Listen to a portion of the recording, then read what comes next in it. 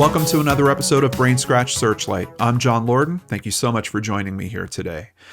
So we've covered two cases recently. Both of these were covered in the past few months. And for our first episode of 2021, we have significant developments in both of these cases. One of them leaving us with many more questions. The other kind of looking like what we were afraid of when we originally covered it. And we'll get to those in just a moment. But I just want to ask you guys, for those of you that have been watching this channel for an extended period of time, or maybe you've gone back and hit the old catalog in terms of Searchlight and watched the updates along with us putting them out about these cases, there's something I find troubling in terms of how many of these cases wind up with a tragic outcome, but also how many families I talk to that say when they're talking to law enforcement doesn't seem to be taking this case seriously, or law enforcement thinks that their loved one actually left the situation on their own and that they're out there somewhere living their life.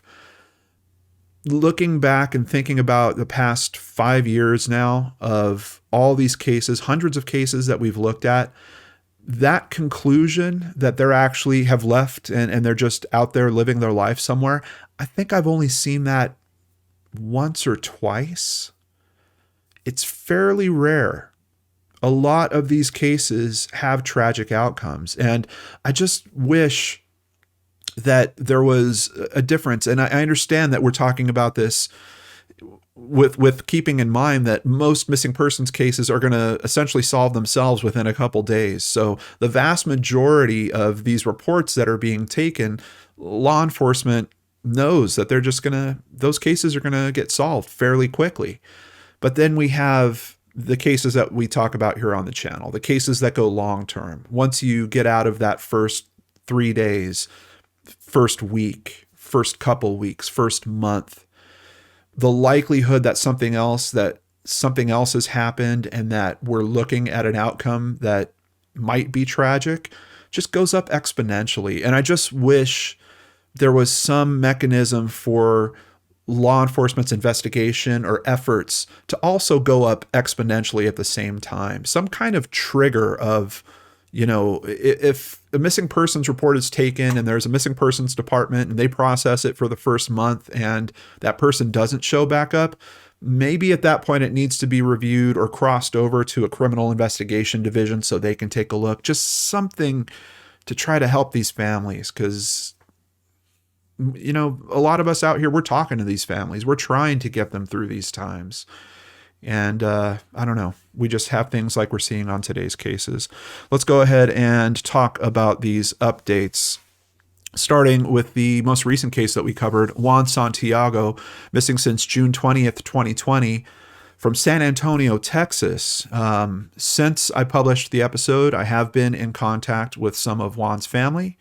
I've been in contact with the person that was very kindly trying to help them, Frank Trevino, as well, who I didn't realize, but I was already connected with even prior to this. And I just want to once again tell Frank, thank you so much for helping these families. I really appreciate having good people out there that are trying to help in these cases. So what happened with Juan Santiago's case? Let's go over to KENS5.com. Family members said Santiago came to San Antonio with his girlfriend in June to start a new life. They also say that within 24 hours, he made a frantic phone call to 911, and afterward, he vanished. And in case you didn't see the last episode we put out, there's some strangeness in that phone call. There's some strangeness in the story told by his girlfriend. He literally ends the phone call saying, "I had to run for my life. Call me back." And he's telling this to the 911 operator. His girlfriend says that he took her purse and then ran off without his shoes. Now, 6 months later, the family got devastating news. Just days ago, Joint Base San Antonio officials said partial human skeletal remains were found at Fort Sam Houston near Salado Creek in the northeast part of the installation. The family said those remains belong to Santiago. Now, when we looked at the map of Salado Creek previously, I had run it through Google Maps, and it actually brought up a location that was far south of what Frank Trevino told me is the actual location of these remains being found. And we can see, I believe this is the creek here, this blue line. Yeah, there we go, Salado Creek. So when I ran it originally, it was actually showing an entry point for that creek that is far south. There's a park down here, Salado Creek Park, and I think that's where it was taking us. Frank sent me a screenshot. And essentially his screenshot shows that the remains were located kind of a little bit south and east of this hoop right here. So somewhere right in this area. Now, one of the first things I was wondering about, very early on, we were hearing that this is federal land. Essentially, this is part of the military base. So I was wondering, is this a fenced area? Is this a secure area? How hard is it to get into this? Is this a park that's just open to the public? And what would the path have been? So we've got the Motel 6, which was right over here on the other side of the road. And I actually jumped down to Google Street View and just started walking it. I also ran a map to show the walking directions. And we could do that again here real quick so you guys can get a sense of what I'm talking about. One of the things I was wondering is, did he go up to that street where I thought all the cameras were? Is there a possibility that he was up there? And the instructions that we get for walking to this point, let me go ahead and turn those on.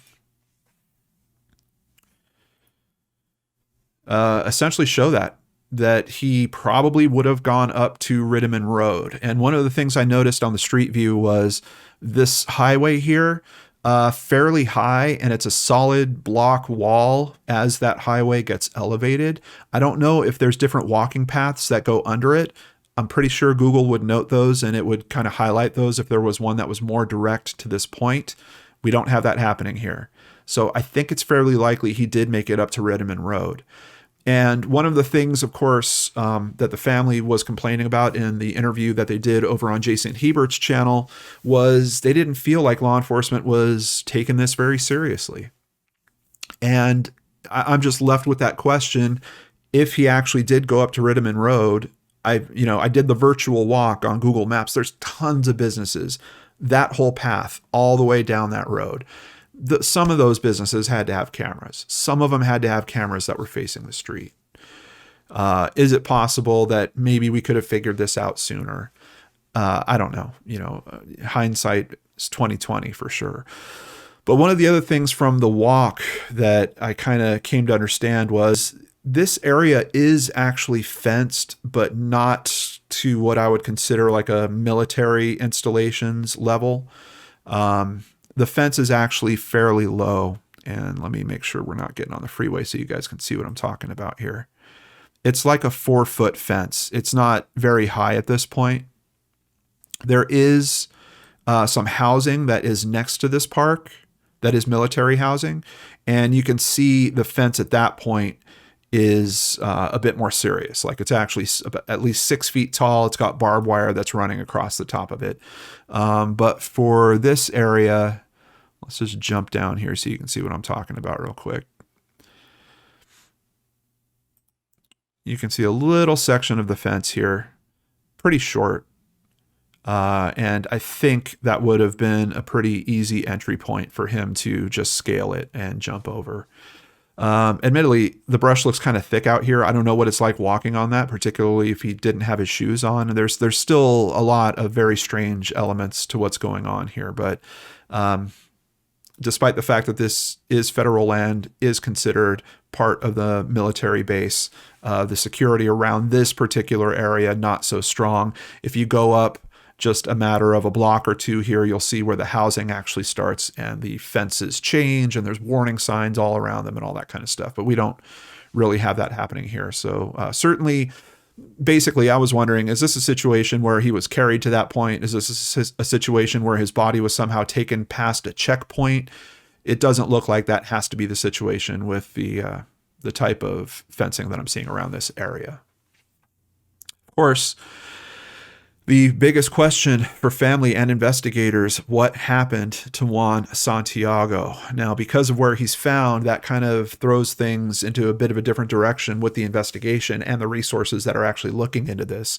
The Air Force Office of Special Investigations is working with several law enforcement agencies, including SAPD, The family said the FBI is even involved. Family members told us while they're heartbroken by the news, they went on to say there is some comfort to finally have an answer. They are now making arrangements to return Santiago home to Massachusetts. But we are certainly left with a very big question. What happened in this case?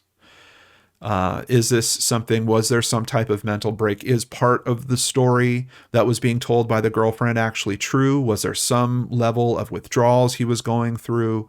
Is there something else at play? Is something going to pop up on the toxicology? I don't know.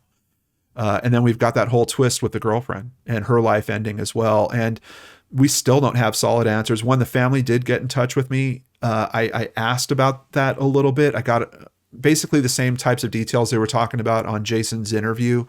There's a lot of suspicion around her death for them, but the information that they were kind of promised at the time of that interview, that, the toxicology results would be made public and all that, I didn't get the sense that that actually happened. I do believe Juan's family is in a bit of better connection with the girlfriend's family, but I think there's obviously still some very tough feelings around all this as well. So I don't know.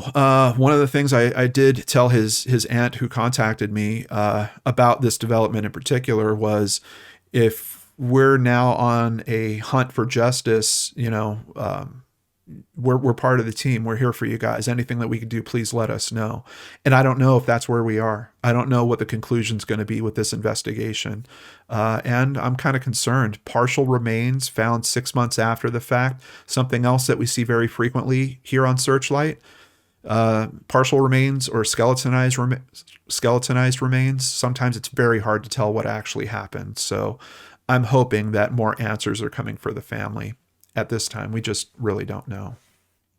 So another development, something that actually literally broke earlier today on the day that I'm recording this, the disappearance of Laura Wolfe Orlovich, missing from Marion, Illinois since July 17th, 2020.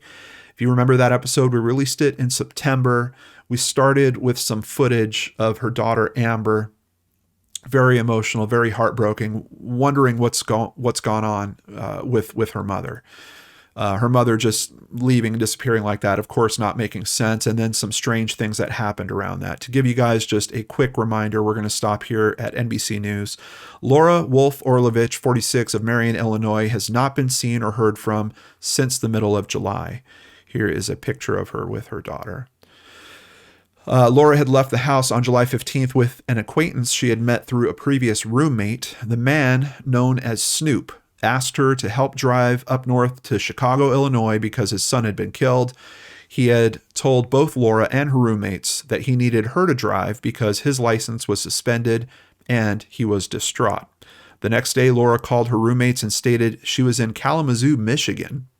She told them she was stuck and needed help getting a ride home. She called again early Friday morning and sounded even more desperate to get home. Her phone was shut off later that day. And if I recall correctly, some of the details around some of those phone calls, pretty scary. I think the friends were hearing screaming in the background and things of that nature. Obviously, we already have really strange circumstances and someone emotionally distraught to the point that he can't drive. A lot of risk factors that we have just right on the outset with a case like this.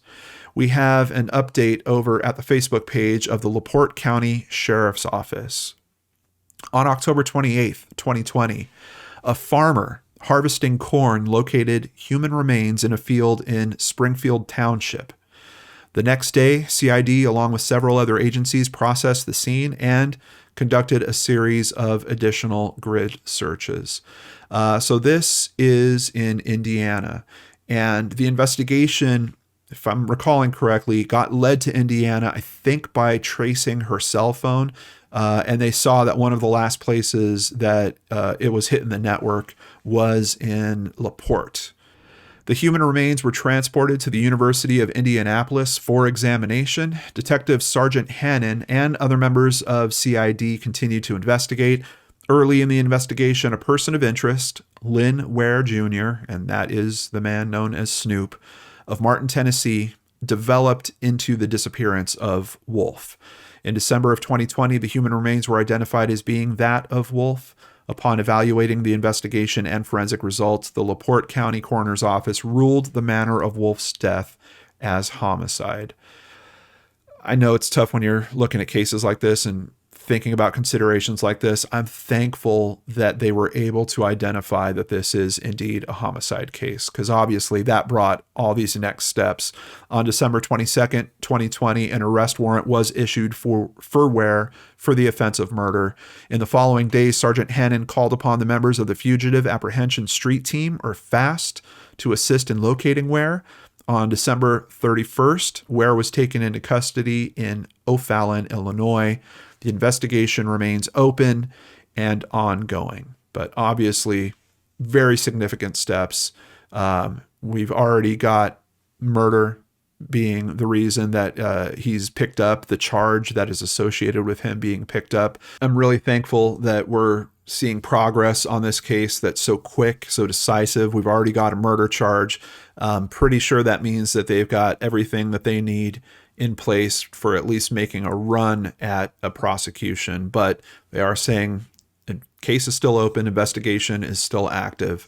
Hopefully that's just for some pieces to help support the trial. Amber, her daughter, has made a post on the Where is Laura Wolfe Orlovich Facebook page. After a long 173 days, we now have some answers as we continue to learn more about what's happened. May those guilty receive the harshest punishment, and may justice be served. I'm going to be taking a break from posting for today. Thank you for everyone that helped with this. We couldn't have done it without you. And huge thank you to the incredible detectives and agencies that helped every step of the way. You deserved so much better, Mama. Rest in peace, Juan Santiago, and rest in peace, Laura Wolfe Orlovich. And I wish both of your families peace and warm memories around all this. And I truly hope that you guys find the answers that you're looking for. Thank you so much. Take care. I'll see you back here on Friday with a brand new episode of Brainscratch on the Lord and Arts channel.